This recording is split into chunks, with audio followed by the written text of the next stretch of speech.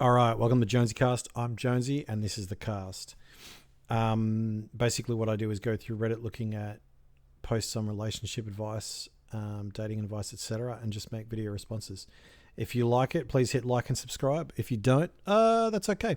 All right, let's go to this one on dating underscore advice. User a typical scholar 3 minutes ago. I feel stuck. I 22 male just haven't had any luck dating in the past 2 years.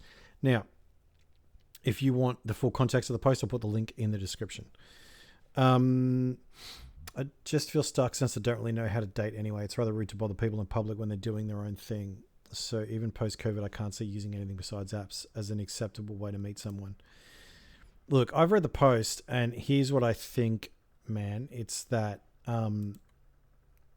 you have a classic lack of confidence, and that is entirely normal, especially in your generation. So I'm 33, right? Which means I think I'm at the top end of millennial. I was born in 1987. Looks like you were born in 99. And your generation has had a lot of different teaching. I was also raised in a Christian conservative household, went to private schools until I was in grade 7 when I went to public schools. The blessing that I had was that I have a sister. And so I got to interact with young women, girls, and learn what they don't like. And then older girls and learn what they like and don't like. And then young women and then older women, right? So here's what I know. Women like confidence. Now, keep in mind at the start of this video, I'm just going to say this. There are exceptions to every rule. So let's get that out of the way before someone goes off at me for making generalities. Women like confidence, but everyone likes confidence. People like to be led. People like to see someone who knows what they're doing and knows what they want. Okay, so that's what you have to develop. But it's hard, and you've got to make mistakes, and you've got to be prepared to make mistakes. You have to fail forward. Okay, so a lot of people won't get their driver's license, because they don't know how to drive. Well, how do you learn to drive? You drive. And you kangaroo hop, that's an Australian term, you kangaroo hop the car, and you mess up the gear changes, and you screw up the acceleration and clutch, and you don't turn your signal on, and you don't check the mirrors until you do all those things, okay? So if I was you, and just to give you some context, I've slept with, dated, and been in relationships with a lot of women, okay? Now, I'm not bragging, I'm just saying that the reason I've been able to do that is because I've just made some of the worst mistakes, bro. Like some really embarrassing mistakes. I can't even tell you, right? Because then I would put these young women that I dated back in the day, they'd be like, fucking what? This guy's on the internet telling this story. But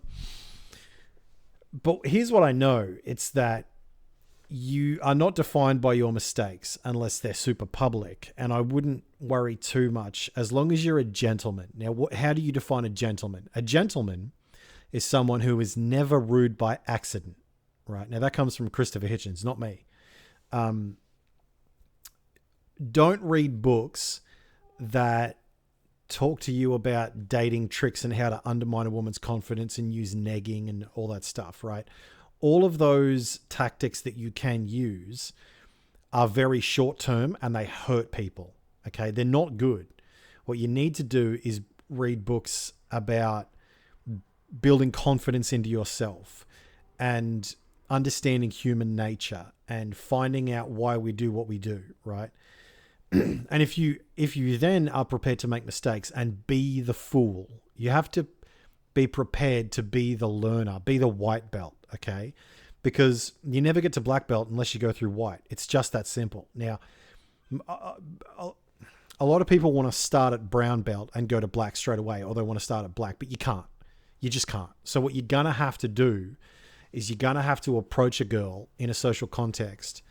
And if you feel like you need to clarify what you're doing, then you can do that. Hey, I just wanted to find out if you want to go on a date, and if she gets offended, well, she's being a princess. Like, sexual harassment is a subjective experience, which makes it hard because people will make complaints against you because of their subjective experience and what they know to define interactions as. But I have never been accused of sexually harassing someone, and there's a good reason.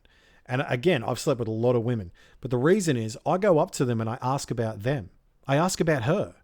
I get to know her, right? And then people eventually get gassed out about talking about themselves. So then they start asking about me, and I just tell them, right?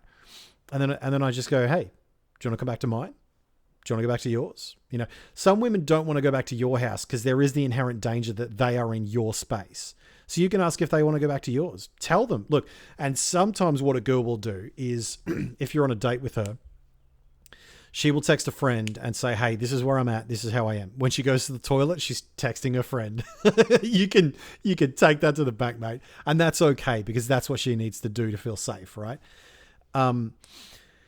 The other issue is you need to decide what you want in a woman first. Now, one of the ways to inform that is to go through the experiences of having good dates, bad dates, mediocre dates, terrible dates, and amazing dates, right?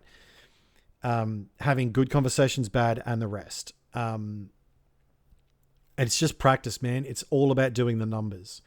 Now, I just feel stuck. I don't really know how to date. I mean, most of the advice seems to center around doing things to find someone. I don't think you should do that. What I think you should do is build yourself into the best man you can, okay? In general, women have a biological clock. In general, men have a financial clock, okay? So you want to be set up and ready to go by the time you're going to have kids with someone, okay? So you need to work on that because you imagine how many women, Jeff Bezos, Elon Musk, Bill Gates, 50 Cent, Eminem, the Rolling Stones all have chasing them. And it's not because these women know them. It's because they are someone who is someone. Okay. And women are attracted to that. So you need to become someone who is someone, and it doesn't have to be publicly viewed. It has to be like self-esteem without a basis for it is bullshit. If I just tell you that you're a good dude, it doesn't mean anything. But if you do good things and then you can earn the title of a good dude, that is something you can keep, okay? So I don't think you should go chasing someone just yet. Maybe in the future. What I think you should do is build yourself physically, go to the gym, mentally, intellectually, read books, educate yourself, spiritually, get in touch with who you are as a person, right? Psychologically, you need to understand yourself. You need to know why you do what you do. And a lot of this comes with time, right? But I just feel scummy doing that. I know what you mean because it sort of feels like it's sales, right? It feels like a sales job how you're trying to sell yourself to them, right? If I'm going to do something to socialize with people, whether it's about an interest or hobby, I do it for the shared experience, interest rather than meeting someone. Here's what I also know. Okay, let's just say you use a dating app. If you match with, if you swipe right on 100 girls, you may get 50 matches, of which you'll get 25 conversations, of which 12 will be worth having, of which 6 will lead to a date, of which 3 will lead to a second date, of which 1 you may get a relationship out of. In a sense, just like sales, it is a numbers game. And that's why I said to you before that you have to be prepared to make mistakes and fail, because there's no shame in failure. There is shame in not trying. Okay. Having said that, don't be foolish, but be prepared to be the archetypal fool. If you don't know what that is, look it up on Google. The archetypal fool is someone who is teachable, someone who is prepared to look like they don't know something so they can learn something. Most people don't want to do that because they want to look confident. They want to look like they know, but they don't actually know, right? You want to learn about yourself and the girl that you're on a date with. And just in terms of what to do on a date, if you get one, ask questions. Okay, so here's what I do. Ask a single question and then ask questions about that question, about the answers to that question. And then ask questions about the answers to the question, about the answers to the question, right? You see what I mean? And then you can do that. And that is all leading from one question. And then you ask the second question. There's so much that people want to tell to. There's so much that people want to be listened to to about their lives. Everyone wants to tell you about them. Everyone wants to communicate their reality and their experience. So it's not hard if you genuinely listen and care about them. Hey, there's my puppy in the video. If you genuinely care about them as a person and their experience as a person, they will love it, mate. They will absolutely love it. Being on a date and being in a relationship is not about proving how good you are. It's about, like, by talking and talking and talking. It's about finding out how good they are, finding out how they see themselves, finding out what their experience is like to see if you two match. I hope that helps, man. I really do. I wish you good luck.